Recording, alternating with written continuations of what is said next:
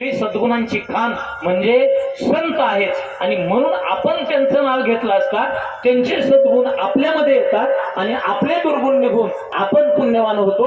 हा त्याचा अर्थार्थी संबंध आहे. विठ्ठल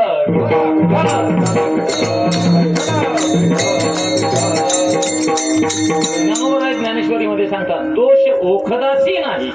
ओखदाशी म्हणजे औषधाशी.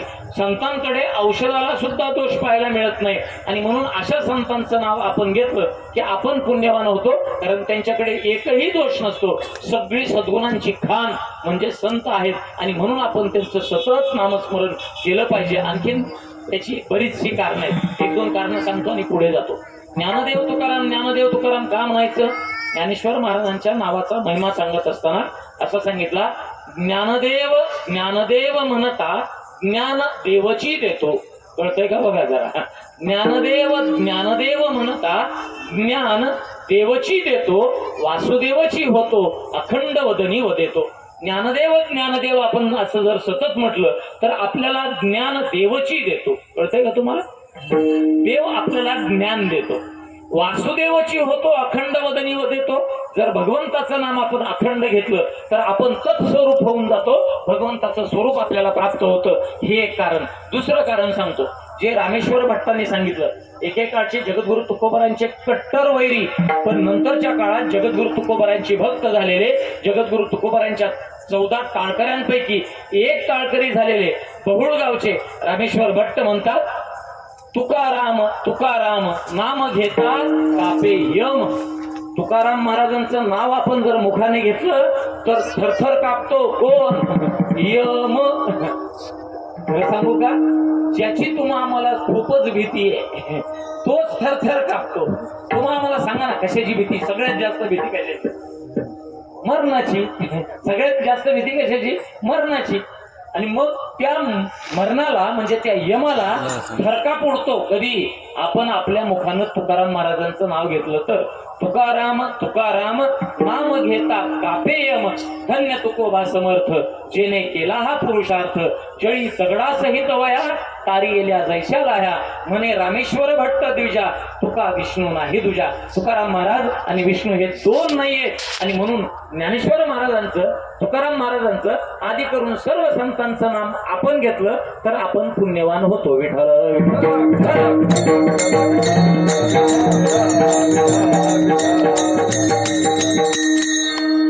समजतंय ना का? झोप यायला लागली लगेच. जरा कठीण ऐकायचं म्हणलं की डोक्यावरून जाताना झोप यायला लागते. आजचा बुवा काय हसवणारा नाही, विनोद सांगणारा नाही. आम्हाला बुवा कसा लागतो? हसवणारा पाहिजे. आमच्या मनाचं त्यानं रंजन केलं पाहिजे, मनोरंजन केलं पाहिजे तर आम्ही बुवाला चांगला म्हणतो. आमच्या लोकांचं त्या बुवाने रंजन केलं पाहिजे, म्हणजे लोक रंजन केलं पाहिजे तर आम्ही त्या बुवाला चांगला म्हणतो. बुवाने जर पारमार्थिक तत्व सांगायला सुरुवात केली, वारकरी संप्रदायाची तत्व सांगायला सुरुवात केली की मग आमच्या डोक्यावरून जातं. मग वाटतं कुठून आणला होता बुवा, कोणाच ठाऊक, काहीच कळलं नाही की. ही अवस्था आहे आपली. असो, दररोजच हलकं फुलकं ऐकण्यापेक्षा कधीतरी जड ऐकण्याची ही सवय कानाला असावी. मग कधीतरी त्याच्यातून उपरती होईल, अरे आपल्याला रात्री महाराज बोलत होते काही कळत नाही. मग आपण थोडेसे ग्रंथ पाहिले पाहिजे, आपण वाचले पाहिजे, आपण अवलोकन केलं पाहिजे, निरीक्षण केलं पाहिजे, पाठांतर केलं पाहिजे, त्याचं चिंतन केलं पाहिजे. मग आपल्याला कळेल. तसं कळणार नाही. विठ्ठल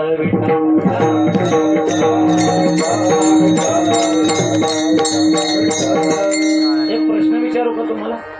नेहमी प्रश्न विचारायची सवय रोजची म्हणून विचारतोय एक प्रश्न. रोज समोर मुलं असतात, आज तुम्ही आहे, प्रश्न विचारायची सवय. विचारू का? तुम्ही गेली 7 दिवस झालं पायी चालत आला श्री क्षेत्र चिलवडी ते श्री क्षेत्र पंढरपूर. तुमच्या मनात असं काही आलंय का की याचा मला फायदा काय? कशासाठी आलो आपण चालत इथून इथं एवढ्याला, आणि शिवाय चालत काय फायदा आहे तिथून इथं चालत येण्याचा? कुणालाच नाही वाटलं?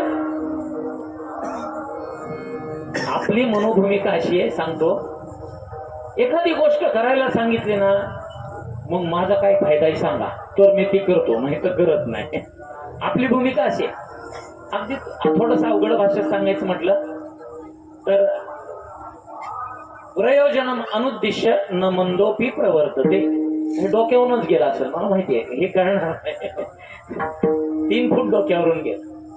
काहीतरी प्रयोजन असल्याशिवाय, मराठी करून सांगतो संस्कृतचं, काहीतरी प्रयोजन असल्याशिवाय मंद बुद्धीचा मनुष्यही एखादं कार्य करायला प्रवृत्त होत नाही.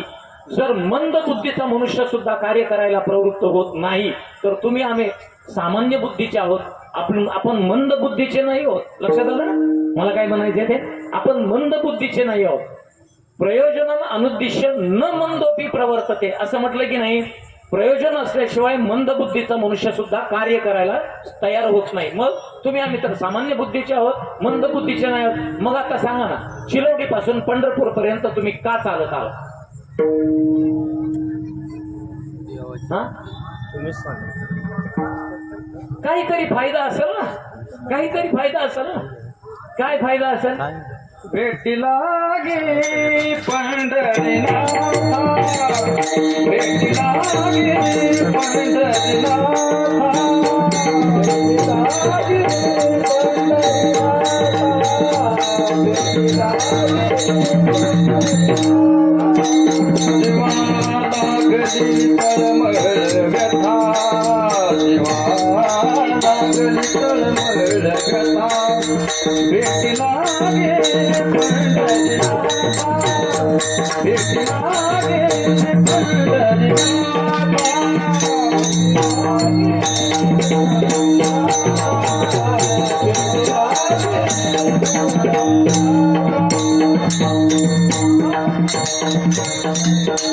आमच्या नवनाथ महाराजांनी खूप सुंदर प्रमाण दिलं. भेटी लागी पंढरीनाथा, जीवा लागली तळमळ व्यथा. विचारू काय दुसरा प्रश्न लगेच? कुणाच्या अंतःकरणात भगवंताला भेटण्याची खूप तळमळ लागली होती? जरा हात वर करून सांग.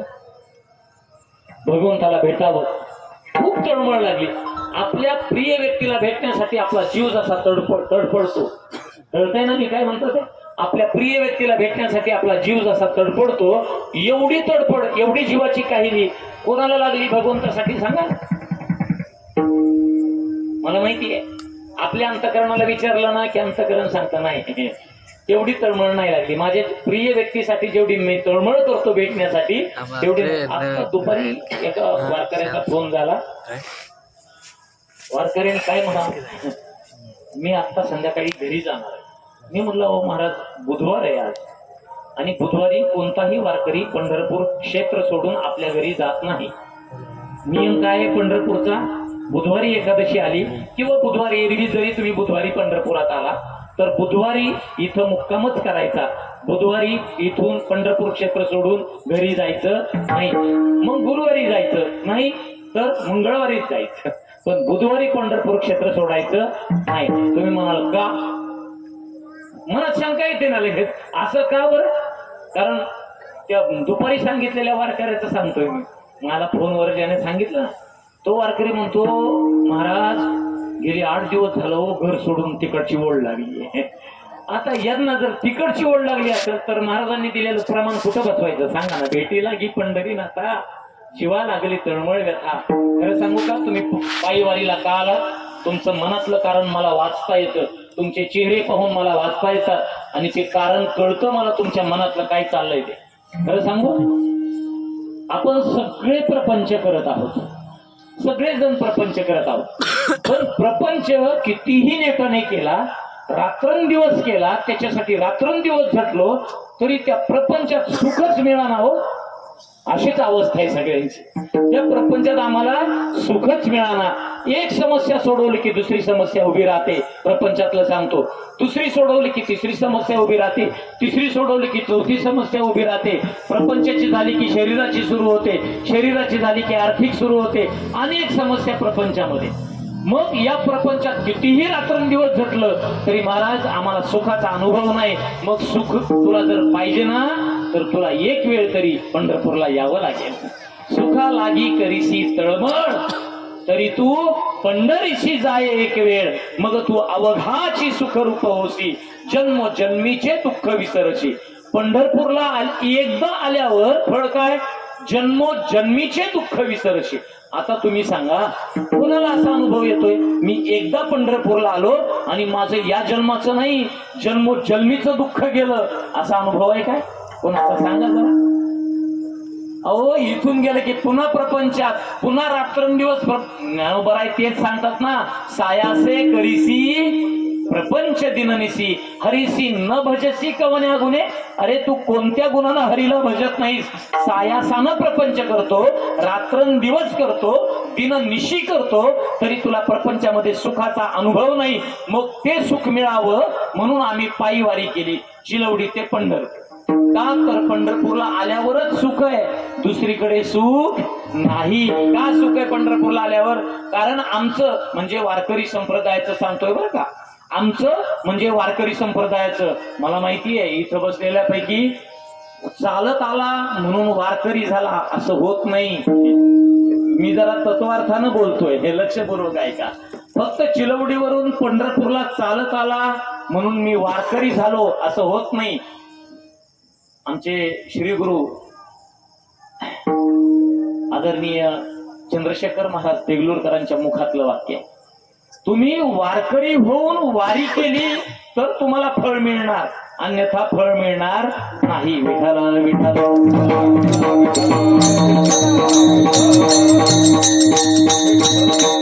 आमचे श्री गुरु म्हणतात तुम्ही वारकरी होऊन वारी करा तर तुमच्या पदात काहीतरी फळ मिळेल.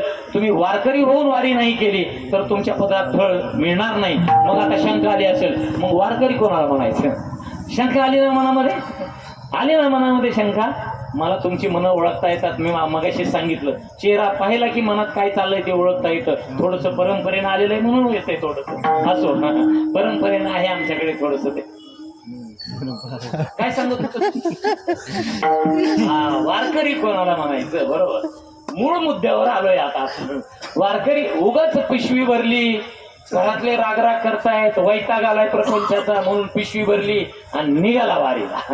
का तर तिकडे गेल्यावर काहीच चिंता नसती प्रपंचाची चिंता नाही. उद्या घरात काय आणायचं म्हणून कोणी सांगणार नाही. सगळं आयतं मिळतं जेवायला नाश्ता चहा पाणी वेळची वेळेला आणि मग तर करायचंय काय फक्त चालायचं तर.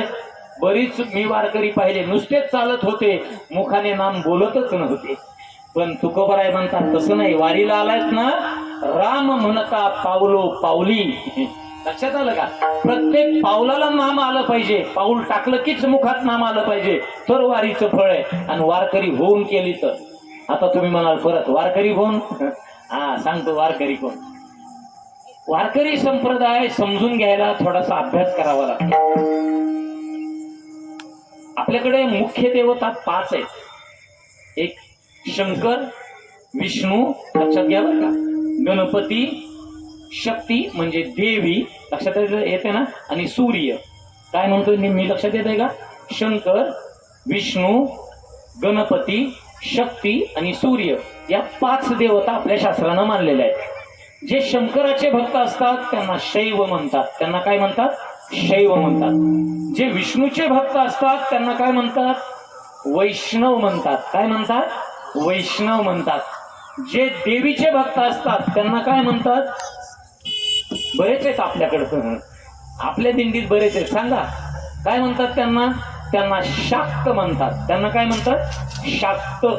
आता कलाच शाक्त म्हणतात. जे गणपतीचे भक्त असतात त्यांना गाणपत्य म्हणतात. काय म्हणतात त्यांना गाणपत्य.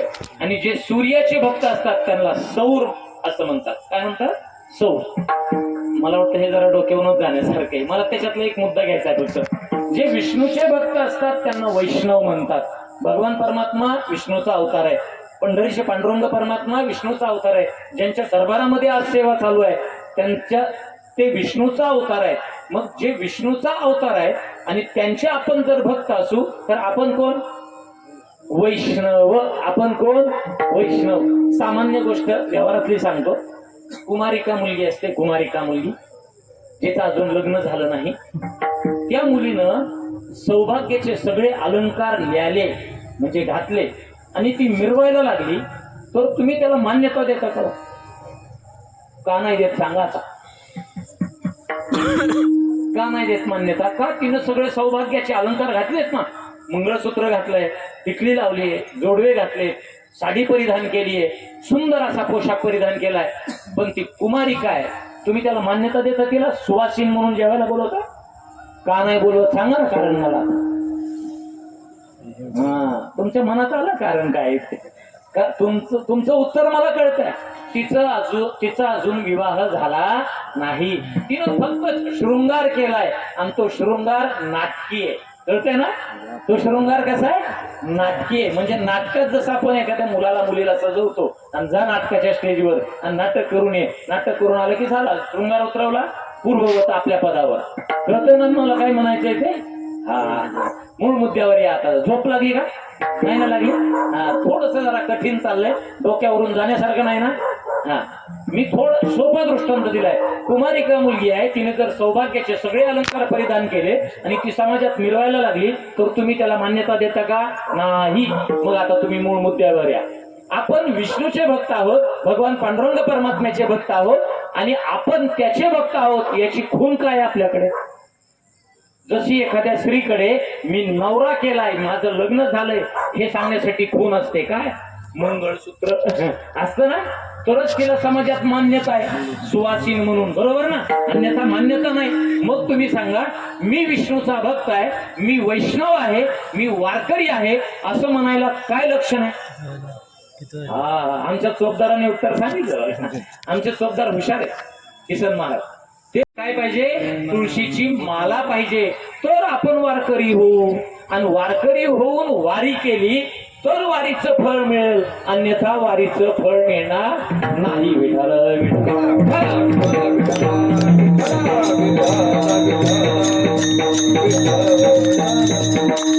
आता बऱ्याच लोकांच्या मनात जरा धाडधूड चालला असेल. आता हा बाबा पुढं काय बोलतो कोणाचा? महाराज, आमच्या घरात एकानेच माळ घातलीये, बाकीची सगळी जागरण गोंधळाच्या निमंत्रणासाठी ठेवले. तशीच सगळी जागरण गोंधळाला जातात, एकानेच माळ घातली. आणि ज्याने एकाने घातली त्याचीच मरामर आहे. घरात जर काही असं वाईट उपचं आणलं, रविवारची काळी पिशवी आली तर त्याची जेवणाची मरामर होतीये. तुम्ही कशाला सांगता पुन्हा सगळ्यांना माळ घालायचा? आता मी मूळ मुद्द्यावर येतो. तुम्ही कोणतीही साधना केली तर त्या साधनेचं फळ मिळावं अशी तुमची इच्छा असते की नाही? साधी गोष्ट आहे, आपल्या घरामध्ये श्रावण महिन्यामध्ये आपण सत्यनारायणाची पूजा करतो ना? मग सत्यनारायणाची पूजा का करतो? आमच्या घरात शांतता लाभावी, आमच्या घरातल्या सगळ्या लोकांचा विचार एकमेकांशी जुळावा, घरात भांडणं होऊ नये, घरात सतत पैसा येत राहावा, घर सगळं सुखाने नांदावं, हीच अपेक्षा असते ना? साधं सत्यनारायण घालणार, सत्यनारायणाला कुचक्या सुपाऱ्या आणि खिडक्या हरका ठेवणार, सुकलेली पानं ठेवणार आणि अपेक्षा किती आहे बघा, अपेक्षा किती आहे बघा. शिरा करायचा असेल सत्यनारायणाचा प्रसाद तर डालडा वापरणार, जावई आलं की त्याला तुपातला शिरा करून घालणार. आणि अपेक्षा काय यांची? आमच्या घरात शांतता लाभावी, आम्हाला सुख समृद्धी लाभावी, पैसा यावा, अमुक. अरे आपण करतोय काय ते तरी लक्षात घ्या की जरा. जर आपली पूजाच यथायोग्य नसेल, षोडशोपचार नसेल तर आपण फळाची अपेक्षा का करावी? कळतंय ना माझं बोलणं? तसं आपण जर वारकरी झालो नाही आणि वारकरी होऊन पायवारी केली नाही तर फळाची अपेक्षा का करावी? आलो ना मूळ मुद्द्यावर? आता मला वाटतं माझा मुद्दा सगळ्यांना कळला असेल. अजूनही वेळ गेलेली नाही. अजूनही वेळ गेलेली नाही. पुढेही बहुत करणे आहे. अजून आपल्याला देवाने जिवंत ठेवलंय, कोरोनाच्या महामारीतून जिवंत ठेवलंय, आजपर्यंतही जिवंत ठेवलंय. त्याचे आपल्यावर हे उपकार आहे. आलं लक्षात? नाहीतर बाकीचं काय?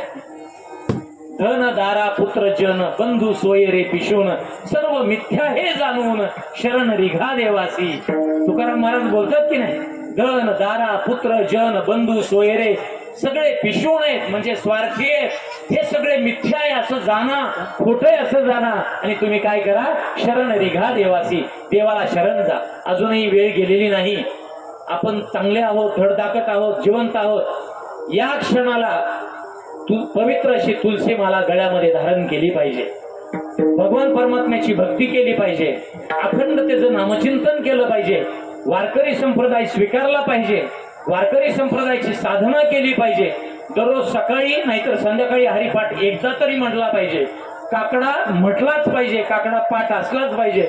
आणि तुकोबारांनी सांगितलेली सगळी साधना आपल्याकडून घडली तर त्या साधनेचं फळ आपल्याला मिळेल, अन्यथा मिळणार नाही. विठ्ठल विठ्ठल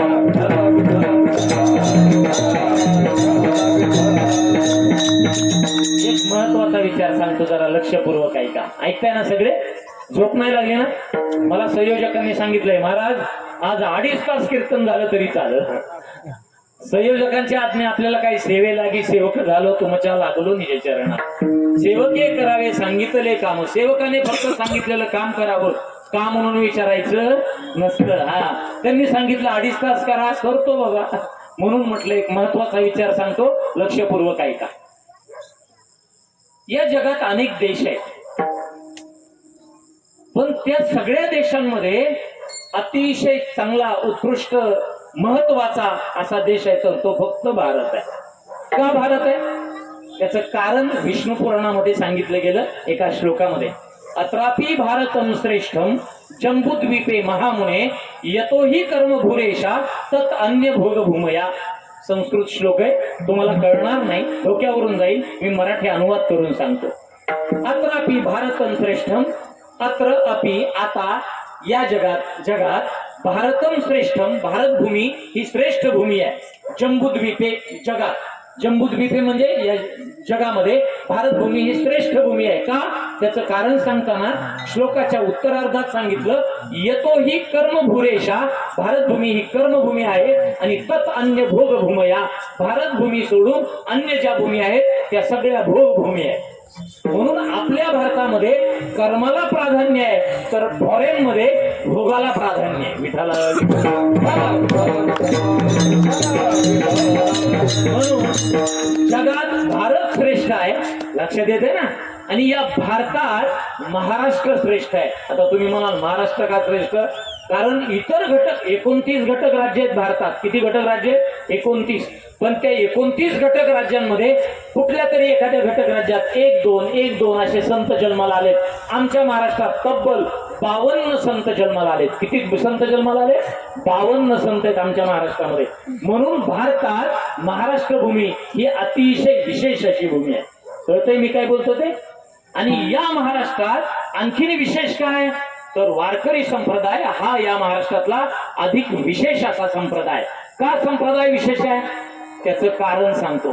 कारण या संप्रदायाचे संत, ग्रंथ, पंथ आणि भगवंत हे ठरलेले आहेत. म्हणून आपल्या संप्रदायाचे संत कोण? ज्ञानोबराय, तुकोबाराय आदी सगळे संत, वारकरी संत. आलं लक्षात? या संतांनी ग्रंथ लिहून आपल्या हातात दिले.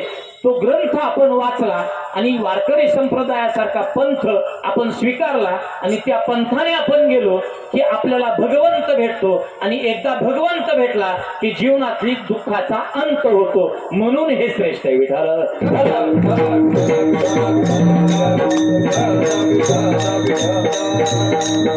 म्हणून या जगात 3 गोष्टी ज्या दुर्मिळ सांगितल्या, दुर्लभ सांगितल्या, त्याच्यातला मानवदेह हा सगळ्यात दुर्लभ सांगितला. दुर्लभम भारते जन्महा मानुषी सत्र दुर्लभम असं एक सुवचन महाभारतामध्ये येतं.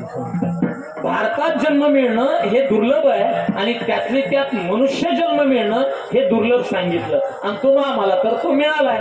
मग या मनुष्य देहाचं जर सार्थक व्हावं असं वाटत असेल ना, हा मनुष्य देह वाया जाऊ नये असं वाटत असेल ना, तर तात्काळ भगवान परमात्म्याची पवित्र अशी तुळशी माळा गळ्यामध्ये परिधान करा. भक्तीच्या वाटेवर लागा. पथ आणि पंथ याच्यातला जरा फरक लक्षात आणून देतो. महाराजांनी आमच्या गुरुवर्यांनी सांगितलं. गुरुवर्य सांगतात पथ कशाला म्हणायचं? आपल्या जागेवरून आपल्या इच्छित स्थळी पोहोचवतो त्याला पथ म्हणतात. आणि आपल्या जागेवरून भगवत स्वरूपापर्यंत पोहोचवतो त्याला पंथ म्हणतात. विठ्ठल विठ्ठल.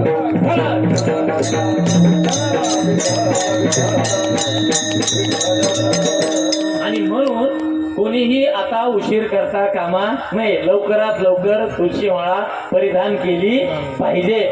उपरती आली पाहिजे. या संबंधाने विचार केला पाहिजे. उपरती आली. आपल्या मानवी जीवनाचं कल्याण व्हावं असं वाटत नाही का तुम्हाला?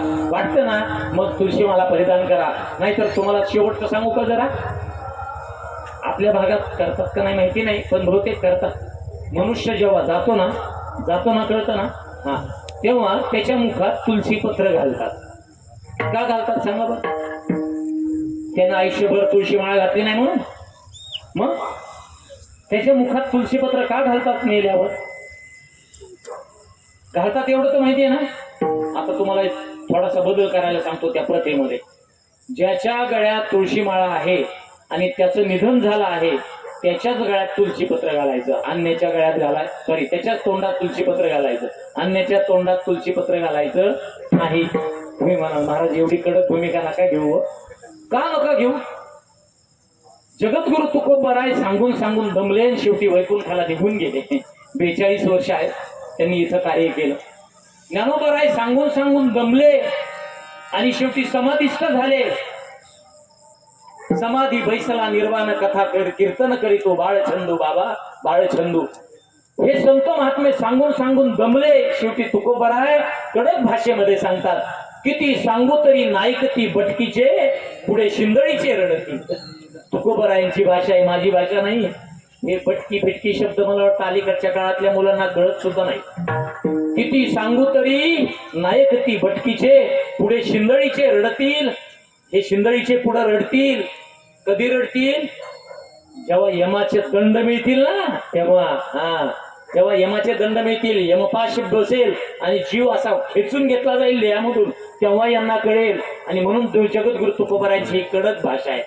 याच्याही पुढे जाऊन आमचे पैठण निवासी शांती ब्रह्म एकनाथ महाराज बोलतात. नाथ बाबा म्हणतात, काय माय गेली होती भूतापाशी हरी नये मुखाशी. अरे मुडा, कळती का नाथांची भाषा तुम्हाला? नाथ बाबा म्हणतात, काय माय गेली होती भूतापाशी. तुझी माय भूतापाशी गेली होती काय? हरी नाही मुखाशी. अरे मुढा, अरे मूर्खा, तुझ्या मुखात हरी काय येत नाही? तुझ्या मुखात हरी काय येत नाही? नाथांची भाषा आहे, माझी भाषा नाही. म्हणून मी म्हणतो पुन्हा पुन्हा, हे संत सगळे सांगून दमले. शेवटी त्यांनी अवतार कार्य थांबवलं. कोणी वैकुंठाला निघून गेलं, कोणी समाधी घेतली.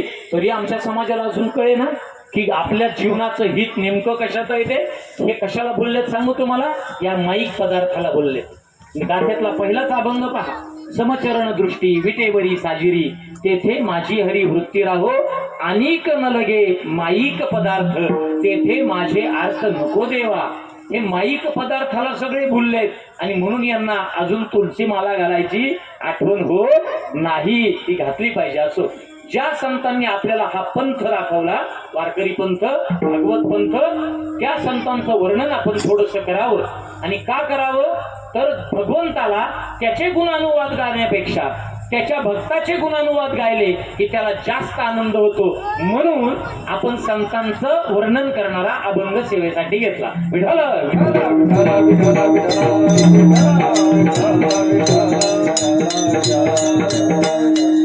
तुम्ही मला आज हरिदिनी आहे, एकादशी आहे, नामपर अभंग घ्यायला हवा होता नियमाप्रमाणे. खरं तर हे नियम काय लिखित नाही आहेत, अलिखित आहे. नियम संप्रदायात हे जे काही आहेत ते अलिखित आहेत, लिहिलेलं नाही असं की एकादशी दिवशी असाच अभंग घ्यावा. पण भगवंताचं स्मरण होतं म्हणून त्याचा नामपर अभंग घ्यावा, रूपपर अभंग घ्यावा. पण संतपर का घेतला? कारण त्याचं नामस्मरण केल्यावर कोणाला आनंद होतो? त्याला होतो का आपल्याला होतो? कोणाला आनंद होतो? त्याचं नामस्मरण आपण करतो, आनंद कोणाला होतो? त्याला का आपल्याला? आपल्याला ना. वा, किती भक्तीचं एक अंगच सांगितलं मला तुम्ही. आपण त्याच्यासाठी त्याची भक्ती करतो का आपल्यासाठी त्याची भक्ती करतो? जरा विचार जागेवर ठेवून उत्तर. आपण त्याच्यासाठी त्याची भक्ती करतो का आपल्यासाठी त्याची भक्ती करतो? हा, तुम्ही स्वार्थी आहेत मला माहिती आहे. आमच्या जीवाला सुख मिळावं म्हणून आम्ही त्याची भक्ती करतो, आम्हाला सुख लाभावं म्हणून आम्ही त्याचं नाम घेतो. असंच आहे ना. हा, याला थोडं आता अवघड करून सांगतो. थोडं यालाच शास्त्रीय भाषेमध्ये, आध्यात्मिक भाषेमध्ये स्वसुख सुखित्व भक्ती असं म्हणतात. म्हणजे स्वतःच्या सुखासाठी त्याची भक्ती करणं, त्याला स्वसुख सुखित्व भक्ती. कळलं ना आता? आम्ही आमच्या सुखासाठी करतो आणि आमच्या सुखासाठी चालत आलो. त्याच्या सुखासाठी भक्ती नाही. मग त्याच्या सुखासाठी जी भक्ती करतात त्याला काय म्हणतात? तत्सुख सुखित्व भक्ती. त्याला काय म्हणतात? तत्सुख सुखित्व भक्ती. तुम्ही म्हणाल हे जरा अवघडच व्हायला लागलं. आम्ही आमच्या जीवासाठी येतो, आम्ही आमच्या जीवासाठी त्याचं नामस्मरण करतो, भक्ती करतो. सकाळी आंघोळ झाल्यावर 5 मिनिटं का होईना देवापुढे बसतो.